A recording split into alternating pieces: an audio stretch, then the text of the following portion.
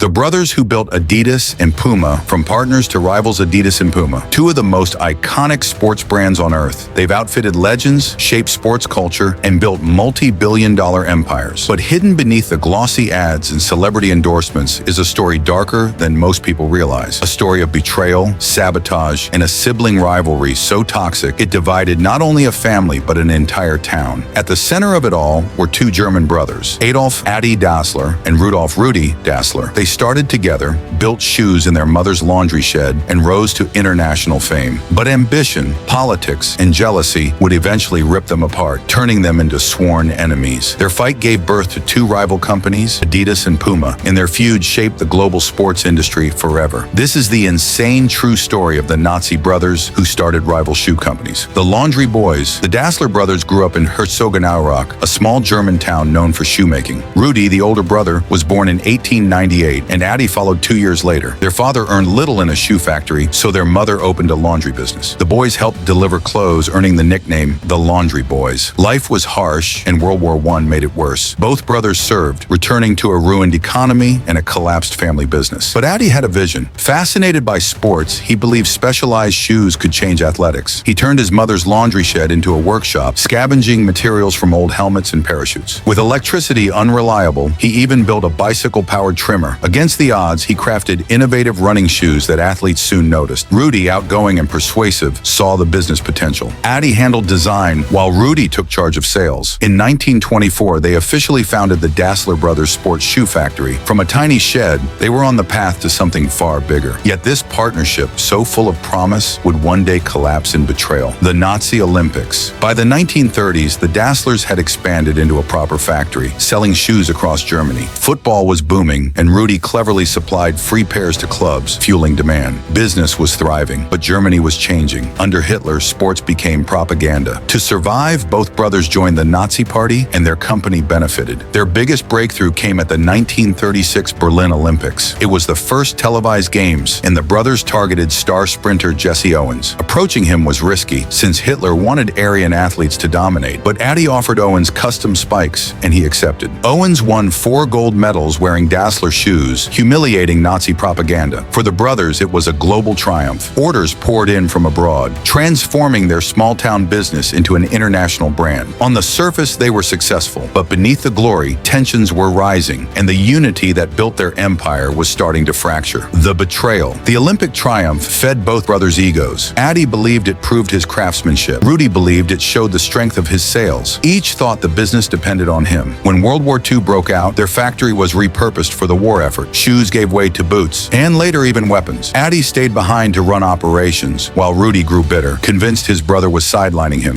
One night during an Allied bombing, Adi and his wife rushed into a basement already occupied by Rudi and his wife. Adi muttered, "The bastards are back again." He claimed he meant the bombers, but Rudi believed it was aimed at him. Their relationship never recovered. As the war continued, Rudi was drafted while Adi managed the factory. Rudi accused Adi of plotting against him, and even reported him to Nazi officials. After the war, Rudi was imprisoned in a POW camp, convinced Adi had betrayed him. When Adi faced trial for profiteering, Rudi testified against him. Though both were eventually cleared, trust was gone. In 1948, they split the company. Adi founded Adidas. Rudi launched Puma. The bond of brothers was broken, and a fierce rivalry was born. The town of bent necks. The split didn't just divide the brothers, it tore their entire hometown in half. Herzogenaurach was a small place, with the river running down its middle. On one side, Adi built Adidas. On the other, Rudi set up Puma. Employees had to choose sides. Most of the shoemakers and technicians stayed with Adi. Most of the salespeople followed Rudi. The rivalry seeped into daily life. Families stopped mixing. Children of Adidas workers went to different schools than those of Puma families. Dating someone from the other side was frowned upon. People became so obsessed with loyalty that they constantly looked down at strangers' shoes before deciding whether to speak with them. The town became known as the town of bent necks. At official events, the mayor even wore one Adidas shoe and one Puma shoe, just to avoid accusations of favoritism. At first, the products looked nearly identical, but Adi introduced a subtle innovation: 3 stripes painted onto his shoes. The design wasn't just functional, it became iconic. Adidas now had a brand identity that set it apart. The stage was set for a rivalry that would dominate the sports world for decades, and it was about to play out on the global stage. The Miracle of Bern. In 1954, Germany prepared to compete in its first World Cup since the war. Rudi used his connections with the national coach to push Puma boots, confident he'd win the deal. But negotiations formations broke down, and the coach turned to Adi instead. Adi provided custom-made boots with a revolutionary feature, adjustable screw-in studs. When rain fell before the final against Hungary, the innovation proved decisive. While Hungary's players slipped in the mud, Germany's players stayed firm. Against all odds, West Germany triumphed. The nation called it the Miracle of Bern. For Germany, it was a moment of pride after years of shame. For Adidas, it was a marketing masterstroke. Demand for Adidas shoes exploded worldwide. Rudi, furious at missing the opportunity, accused Adi of foul play. Their rivalry only grew more bitter. Rumors swirled that Adidas bribed customs officials in 1956 to block Puma's Olympic shipment while letting their own through. True or not, Adidas emerged as the dominant brand of the 1950s, but Puma was not finished, the Pelé Pact. By the 1960s, Adidas and Puma were locked in a sponsorship arms race. They courted athletes with lavish gifts and lucrative deals, each desperate to outshine the other. Costs skyrocketed